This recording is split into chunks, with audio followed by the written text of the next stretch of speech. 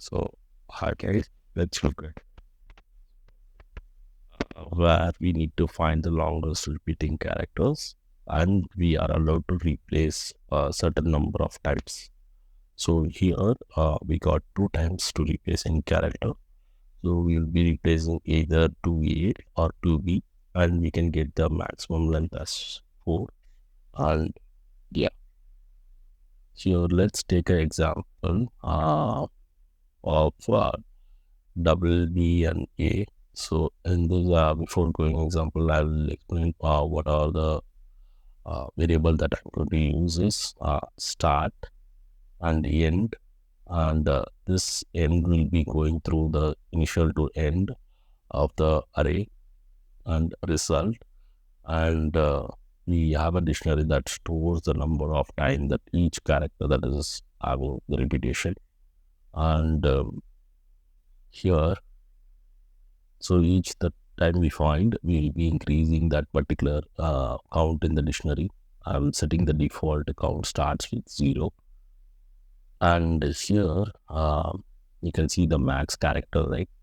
So this max character is nothing but that particular whichever having the maximum length. So like here both the A and B are having equal count. So for example here if A is having number of count is like more than the B, like 5, and B is 4, then the max character will be having the 5 maximum character, that particular thing. So that's why we have this max. And once we'll be calculating, this is a window length, you can see, and maximum number of character that we found in a particular thing, and we know the difference window and that particular character.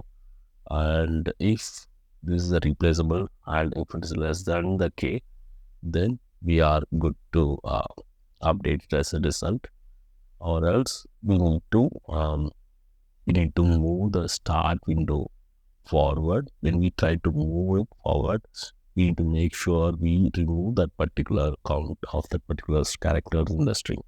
So as we know, this is a sliding window. We move from the forward. For example, once we found that K is one time only, it's allowing here, and like only one time to replace. As you see, there is another previous here. So what we do is, instead of we have it, we will remove the start window by 1, since the repeating character is maximum, it becomes a 2 in this bigger loop. So that's why we reduce the start. Okay. So let me go through this example one by one.